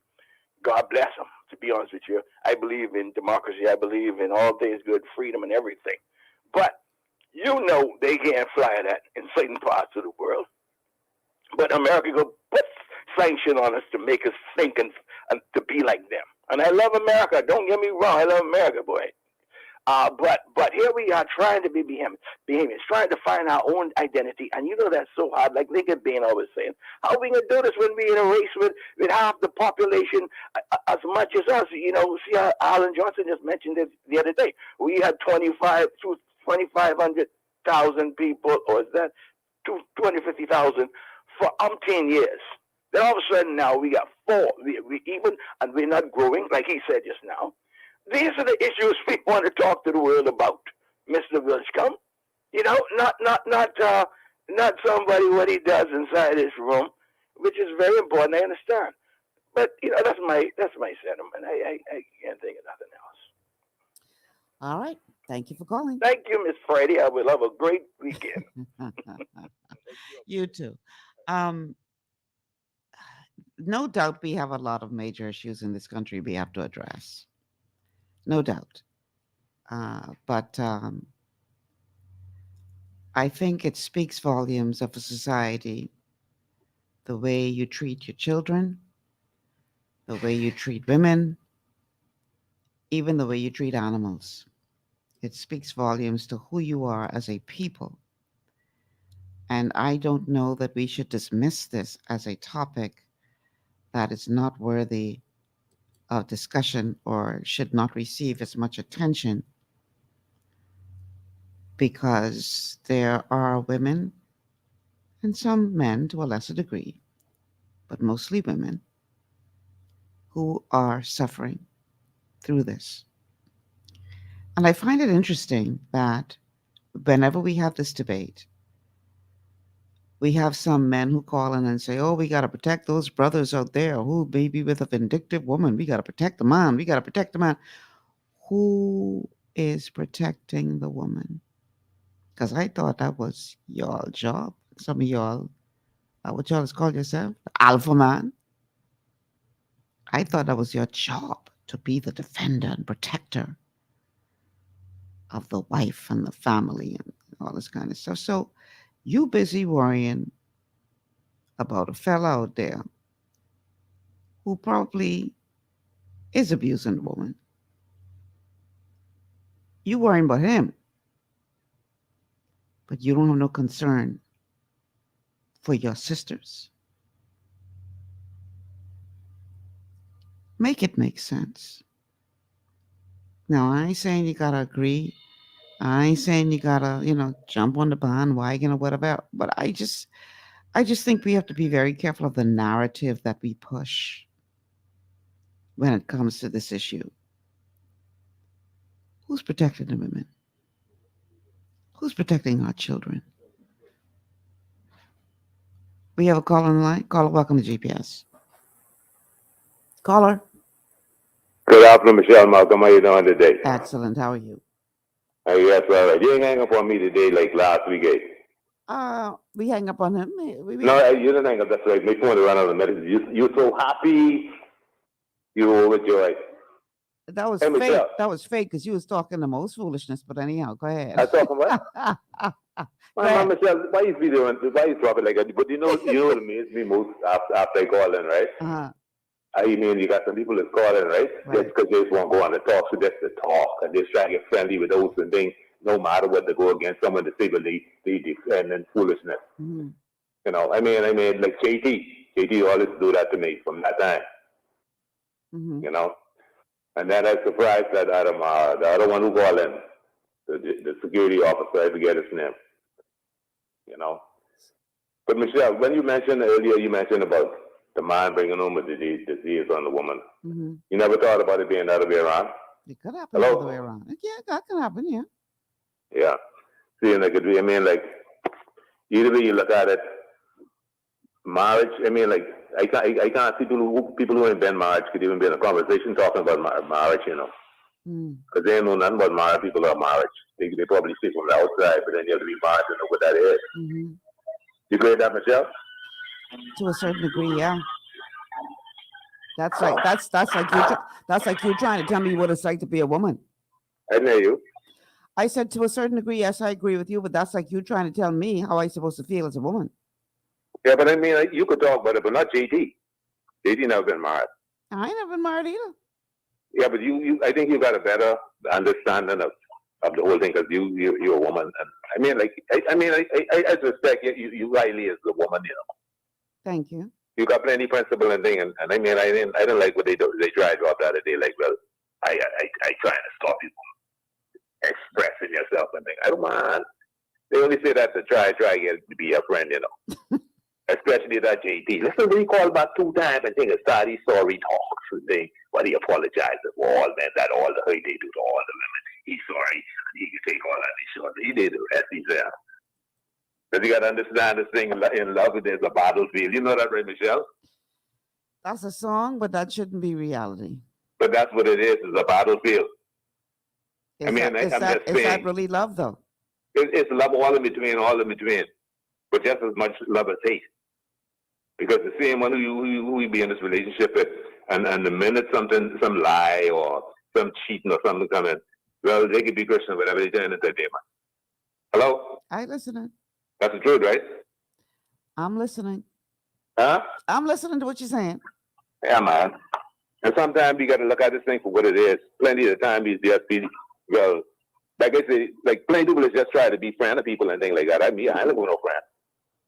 I'd rather truth be my friend. Well, the pastor in the clip say the pastor in the clip say you sign up for better or for worse. So if your voice is getting, I can barely hear you. I said the pastor said in that clip you sign up for better or for worse. So if your voice is the man forcing himself on you every night, that's your voice. You just gotta live with it. Yeah, that's madness. Hey, Michelle, you know how to ask you, right? Yeah. You being such a beautiful lady, right? You never thought about getting married to a man? And then live your life happily ever after. I think it'd make a wonderful wife for somebody. You know? I don't want you to think that I'm single because nobody else. No. I know that. I know that. It's just that I believe. I don't believe. Let me put it this way. There's a saying. I could do bad by myself. Yeah, definitely. Now. I don't intend to wait this long. Like my grandma used to say, you can wait so long, you can pick needle without eye. Right? But I am, believe it or not, and I know this is hard for some people to comprehend, but I am truly happy. I know that, Michelle. And whereas I would like to be in a relationship where that leads to marriage one day. I wouldn't turn it down if it was right. But I am not willing to sacrifice my happiness I know that.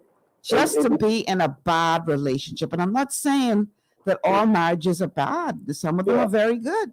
But I'd rather wait and get something good than go into something just to please society. And I catch in hell behind closed doors just to say my husband. Because plenty of people in that. Plenty of people catching eternal hell. Just to say my husband or my wife. I ain't going through that. I'm happy now. Hey, you know what it's all about, deception, man. I mean, people get what it is when they speak and just do what they say. It'll be different because most of the time people more like they say one thing, but they're doing the total opposite. They're doing the total opposite. And they're facing whatever you see, you ain't see because they get mad at you. Mm-hmm. Not so it's how it is. I mean, it's like if people can only be honest. The real truth, whatever they do is when they speak and how they act towards people and everything, you see a whole different world, man. Because I mean, like the whole thing is all about deception, lie, cheating, and what they can get. Yeah, I think a big part of the problem that we're experiencing, and not just as it relates to this question of marital rape, but marriage in general. Yeah. I think that a lot of people go into those relationships looking for the other person to complete them. Yeah. And make them whole, whereas it's not supposed to be where that person makes you happy or makes you whole. You're supposed to go in as a whole human being. You know that, hey, Michelle, and the two of you come together. It makes it stronger. Right, but it can't be where I relying on you to complete me, and so that's why when you start doing foolishness, I gotta stay because you know I gotta protect this image of. I ain't got no time for all that, man. Hey, but Michelle, you know, they see the key to like, I mean, I know relationship experts, okay, right?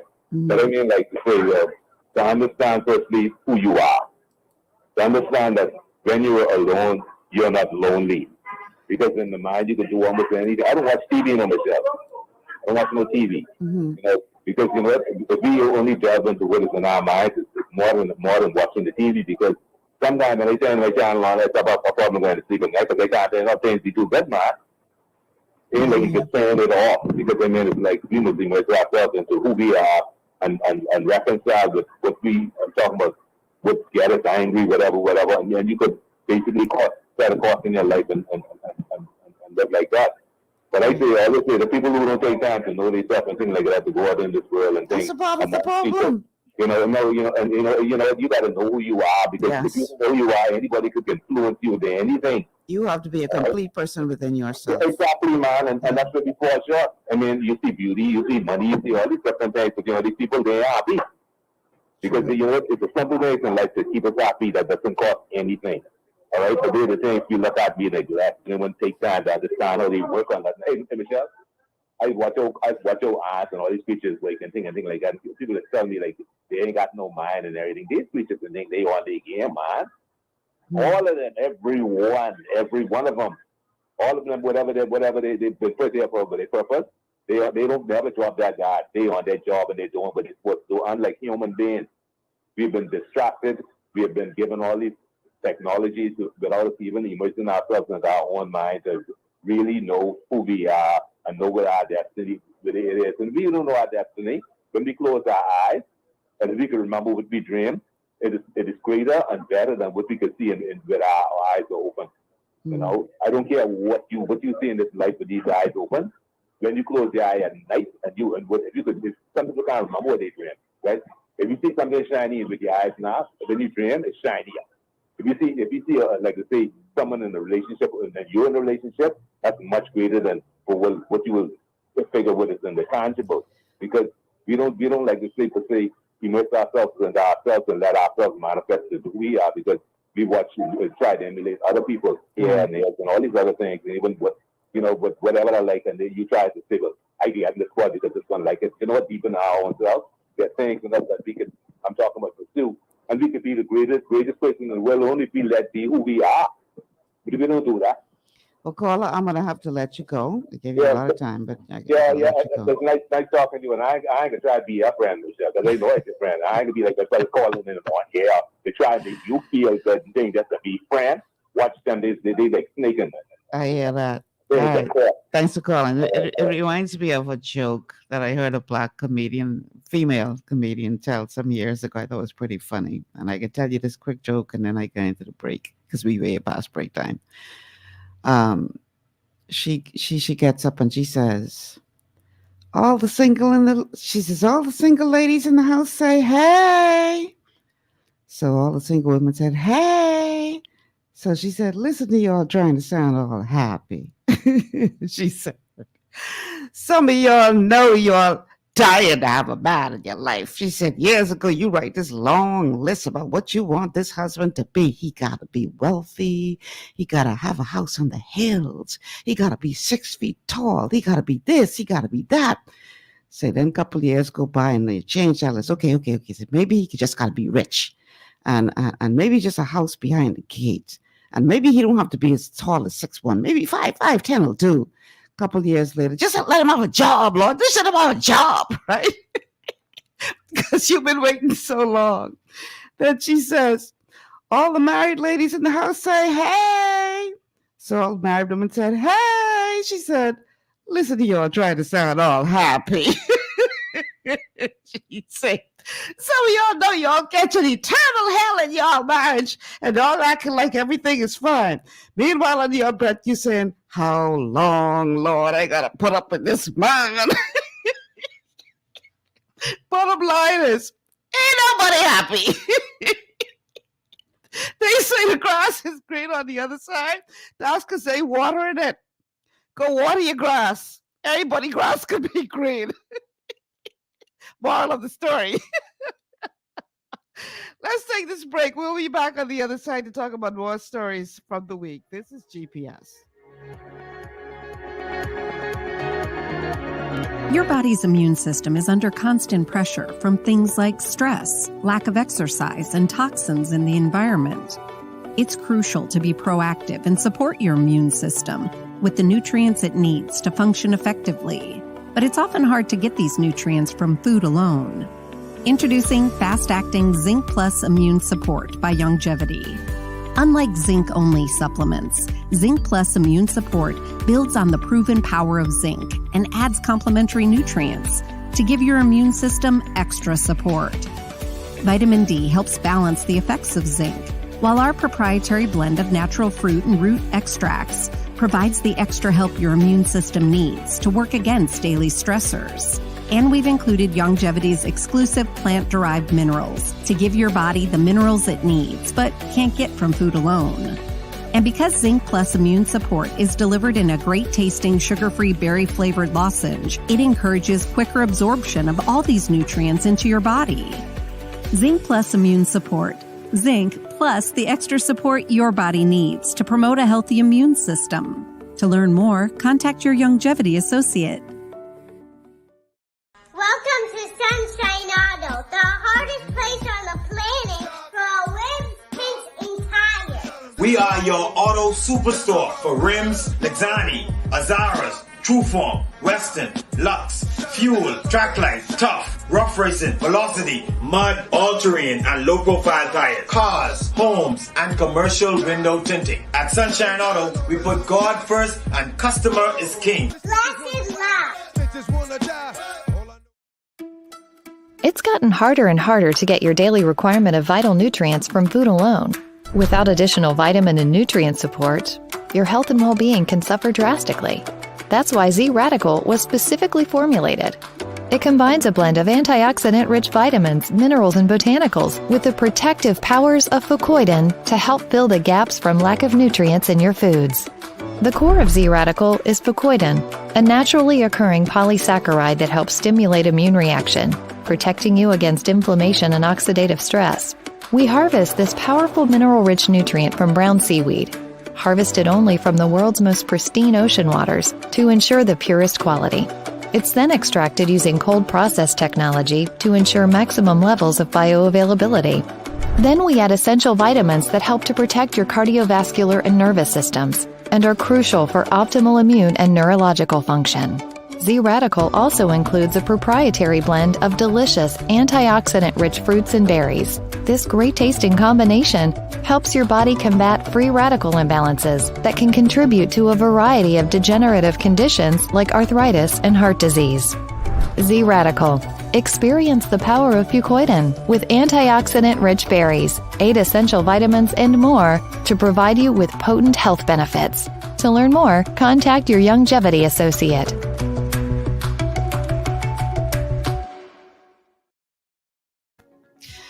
And welcome back to GPS, Global Paradigm Shift on Global 99.5 FM on this TGIF open line show. The telephone numbers to call, 3260271, 3260271, 3260271, 3260272, 3260272, or the WhatsApp line for text messages only is 8010271. Now, somebody sent one long article on the text line on WhatsApp, and I can't read all of that. I'm sorry.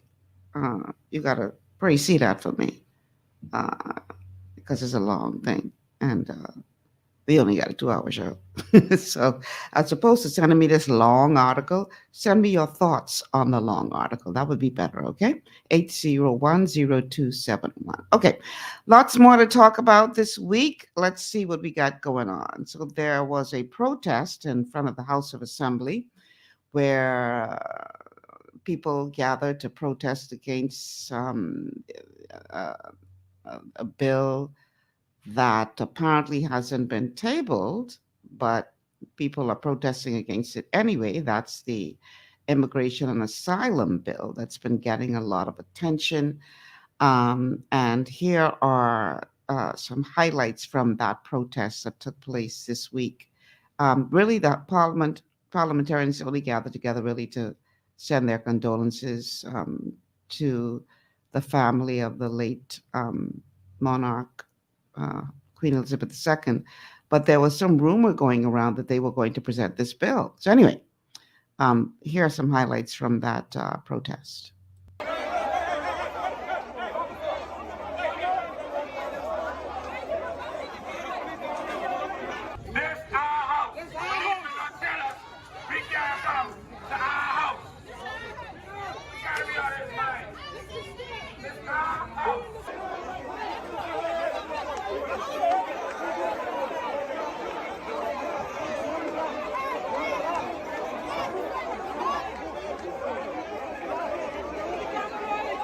The government has decided that they are going to go against 2 referendums of the Bahamian people, and they are going to pass a law that goes against what we told them to do. And we are here to tell them that no means no. If you want to pass a bill reference to citizenship, come back to the citizens. It is reference to us. It is a citizenship bill, and it is about the citizens. So come back to us and let us decide. Don't talk down to us. Don't tell us that we don't know what is right. That bill will be torn to shreds and burnt before we allow that to be tabled in our house. And we are going to do, and you can print this in bold, whatever means necessary to make sure that they do not pass a bill that is going to hurt us. All of us love this country. You love it, and we love it. And so no bill is going to be laid today in the House of Assembly. So we stand with the all of us stand together. We are concerned that they're going to put forward the gender bill that they know that most people would agree with, and then sneak in the table in these other legislation that we do not want. That is our major concern. We're going to table the bill for our natural resources because we have had enough. They are now confessing to everything that I've been saying. When I was talking about carbon credits, they said I was selling dreams. Now, in that House of Assembly, you witnessed it. The Prime Minister and the Minister of Works said that the industry is worth $33 trillion. We have the most carbon credits in the world. Why are we poor? So for the record, the government says that they haven't tabled a bill, so they don't understand why people are protesting against a bill that hasn't been tabled. And persons who are protesting are saying we're not going to wait until it's tabled. We just want y'all to know how we feeling up front, so you don't table it to begin with. So that is going to be one to watch. The proposed bill that they are protesting, and that was the voice of Lincoln Bain from the Coalition of Independents. The proposed bill that they are protesting was drafted under the Free National Movement administration. The last, I think it was under the Minnis administration, but it was never tabled. And now there is talk of it being picked up by the current administration and adjusted and, amended, I should say, before it is brought to the House of Assembly for consideration. And I think it does go back to the question of citizenship and what has a lot of people concerned is asylum aspect of the bill. Now, when he appears on the show next time, Professor Sidney MacArthur, Walter Thompson, we are going to be looking at the section of the Constitution that does deal with citizenship. And I suspect that during that conversation, this whole question of this proposed bill that has not been tabled will be addressed. I have to discuss with him to see whether or not he is going to be available for Tuesday of next week, seeing that Monday is now declared a national holiday for this year. Maybe we can move him to Tuesday of next week, but I have to find out first his availability. So just know that whenever he does sit back in the seat, God willing, we are going to be focusing on citizenship. So I expect that to be quite a very contentious discussion, because I know that is another one of the topics that people are very emotive about. So definitely I'm looking forward to that conversation with Sidney MacArthur, Walter Thompson. So Adrian Gibson was back before the courts as it relates to his case. And let's take a listen to what took place with that. Long Island MP Adrian Gibson receiving his voluntary bill of indictment today for bribery and fraud-related charges, stemming from an investigation into contracts awarded by the Water and Sewage Corporation during his term as executive chairman. Notwithstanding that, Gibson is maintaining that he's not resigning from his seat in the lower chambers. Gibson served alongside Jerome Mizik, Rashay Gibson, and Joanne Knowles. Now, he did speak with Eyewitness News while leaving the magistrate court this afternoon. You maintaining your position? Are you planning to resign? We've spoken on the matter. We don't have any further comments at this time. So, as it stands, you will maintain to represent the people of Long Island in the House of Assembly? Yes. I will continue to do so. Meantime, Gibson was greeted by a small group of supporters in the parking lot of the court complex. The former WSC chairman appeared before Magistrate Carolyn Vogue Evans, and as she read the more than 80 charges linked to money laundering and multiple counts of bribery and conspiracy, Gibson could be seen shaking his head and fidgeting. The other co-defendants, Peaches Farquharson and Ellsworth Donaldson Jr., were served on August 26. The group will appear before Supreme Court Justice Bernard Turner on September 23rd. Former Free National Movement Cabinet Minister Ellsworth Johnson and Courtney Pacenti represented Gibson, Knowles, and Mizik. Rashay Gibson was represented by Brian Dorset. So other news agencies describing Mr. Gibson's demeanor while in court in this last appearance. Some said he closed his eyes, others says he was shaking his leg. So clearly if you are into reading body language, it seems that he is quite uncomfortable, for want of a better word, as he now faces the music for this trial to begin. And understandably so, with a couple of people deciding that they are going to testify now against him. This will be an interesting one to watch. In any event, he says he ain't resigning. He ain't going no place. He's going to hold on to his seat, a move that the former prime minister described as having egg on the face of the Free National Movement because of all of this controversy surrounding this matter. So, boy, that can be one to watch. You know how we like to watch these American trials? So much tension, that can be one to watch. I think there'll be some very interesting revelations that will come forward. And it'll be interesting to see what happens at the end of the day with that case. I had a couple other things pulled, but there's one I want to talk about. This wasn't next on my list, but with only 8 minutes left in the show, I can skip them other things because we already touched on them at the beginning of the show. But there's some kind of controversy going on now in Abaco as it relates to, it says 3 sides to every story, your side, my side, and the truth. Well, this story got 4 sides. There's the DRA side, there's the police side, there's the church side headed by Silbert Mills, and then there's the truth. So the DRA said that they have alleged that as a result of an audit, the police had to go and get some things out of the church headed by Silbert Mills. And the police, on the other hand, are saying, we don't know who went and got these things or what is on us.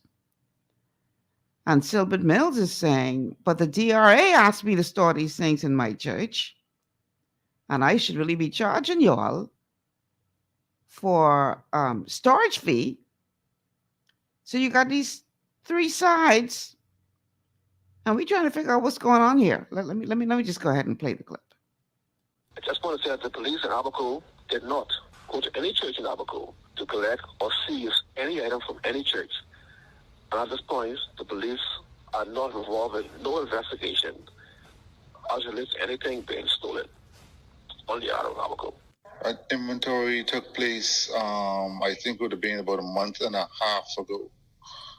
But we received information. After that was conducted, we had a number of items that were missing. These are the dozen or so mattresses that we used for the All Hands and Hearts people who were here. And this is, I can count them, 1, 2, 3, 4, 5, 6, 7, 8, 9, 10, 11, 12, 13, 14, 15, 16, 17, 18, 19 or so that we got permission from the DRA for the people who were staying here to sleep in, who were helping rebuild the homes. Now, I'm going to go back downstairs. Was stored here by order of the DRA, and we stored them here for them. And in fact, what we should do is charge them storage. Now, as far as this is concerned, these stuff that's here left were donated to us by Bahamas Striping. And so for someone to come in this church, and that addresses every situation, we gave the police a copy of, I provided the police a copy of the messages that were in my phone from 2020 authorizing us to store the kitchen equipment. Friendship Tabernacle was the only facility not destroyed by a hurricane, so the devil recognizes the presence of God in this place, and so he used some wicked people to try and discredit the work of the Lord. Okay, so who carried the things? This is weird. Because the police saying, we ain't know who carried the things to the church, but we ain't investigating nothing to do with no stealing. So, but the DRA saying the police had this mix up waste and conch salad. I try to figure out if it wasn't the police, who went to the church to get these things, what was allegedly, child, this one makes up bad. But Silbert Mill said he ain't never steal nothing in his life. Only thing he might have steal before he gets saved was a little love on the side. But this one mix up, man, Jason. I'm trying to figure out what happened because Alex Storr is saying, on the one hand, the police involved in this investigation, and the police said, we ain't know nothing but no investigation. But Silbert saying, well, we turn over the evidence to the police. So they got two police. They got one. What's going on? I mix up y'all. I need somebody to explain to me what is going on in Abaco as it relates to this situation with Friendship Tabernacle. Do we have people out there who are impersonating the police? It just seems very, very confusing to me. So who knows? Maybe we need to call Silbert and ask him what's going on, and then call Alex Stone and ask him what's going on. I don't know. But it just seems very... Did we take the third break? Oh my goodness, we missed the last break. And I guess that can be too long, for how long is that? Yeah, that can take us past. Tell you what, let me close out the show, and then we'll close the show going to the break. So that our sponsors ads can be played. My time is gone, y'all. And because y'all were such good co-hosts today, I let y'all talk, and we didn't get our sponsors ads played. We gotta, make sure our sponsors get their just due. So I'm going to end the show, and then we're going to go to the commercial. I want to say thank you so much for joining us on this open line show. I really enjoyed the conversation with you guys today. Enjoy this long weekend. Do we actually have time, Jason? Because it's like only 2 minutes left. We ain't got time, eh? No? All right. I have to make that up to our sponsors on another show. We can still play the commercial? Okay. All right. So listen, I know about y'all, but I enjoy my long weekend. And I hope you do too. Be safe, be sensible, show each other love, and I'll see you guys next week. Have a good weekend, and make sure you watch these commercials from our sponsors, okay? Take care. Understanding your microbiome, also known as your gut ecosystem, can change everything you thought you knew about nutrition, digestion, immunity, and metabolism. Keeping your gut ecosystem healthy and balanced is essential. Ultimate Microbiome by Longevity was specifically formulated to optimize this ecosystem. It provides the advanced support your gut needs through prebiotic, probiotic, and postbiotic supplementation. Our unique blend of probiotics includes Lactobacillus and Plantarum, healthy bacteria that can help prevent harmful bacteria from taking over your gut. Increasing your gut's population of beneficial bacteria creates a more balanced gut microbiome, which has been shown to aid in weight loss, skin health, sleep, mood, and may even help with seasonal allergies. Ultimate Microbiome also promotes the production of postbiotics. Postbiotics are key to help regulate your gastrointestinal health. To enhance digestion, Digizyme Multi-Enzyme Complex, a blend of 5 specific enzymes, has been added to Ultimate Microbiome. It can help break down food so your body can better absorb nutrients. Plus, we've added our proprietary I-26 Hyperimmune Egg Powder to aid in the elimination of disease-causing gut bacteria and help your body balance its immune response. Ultimate Microbiome, the scientific, proprietary, and holistic approach to gut health that helps optimize your body's entire gut ecosystem. To learn more, contact your Longevity associate. Welcome to Sunshine Auto, the hardest place on the planet for rims, paints, and tires. We are your auto superstore for rims, Lexani, Azaras, Trueform, Western, Lux, Fuel, Tracklight, Tough, Rough Racing, Velocity, Mud, All-Terrain, and low-profile tires, cars, homes, and commercial window tinting. At Sunshine Auto, we put God first and customer is king. Blessed love. To stay healthy, it's crucial to make sure you get the nutrition you need every day. But it's difficult to get all your recommended vitamins and minerals from food alone. Even in the United States, 94% of people are deficient in at least one nutrient. Beyond Tangy Tangerine 2.0 by Longevity is a simple, convenient, and affordable way to help your body get the essential nutrients it needs. It's an advanced plant-driven multivitamin mineral complex that contains certified organic whole foods, trace minerals, and antioxidants. BTT 2.0 supports your body's natural defense system with a proprietary blend of energy-boosting and body-loving nutrients, plus prebiotics, probiotics, amino acids, and enzymes that support digestion. With an unusually high ORAC score of 8,000, you get even more antioxidants to help combat free radicals that can cause damage to your cells. But to get the most benefit and value from any multivitamin, your body must be able to break down the nutrients so you can fully absorb them. Otherwise, they'll just pass through your system without doing any good. Beyond Tangy Tangerine 2.0 was specially formulated with synergizing cofactors to ensure you get maximum nutrient absorption. Beyond Tangy Tangerine 2.0 is the easiest way to give your body the balance and complete daily vitamin mineral supplement it needs for optimal support of your overall health. To learn more, contact your Longevity associate. This portion of GPS is brought to you by Tiki Bikini Hut at Junkanoo Beach. Great food, cool tropical drinks, and family fun in the sun. 99.5 FM reminds our listeners that the views and opinions expressed on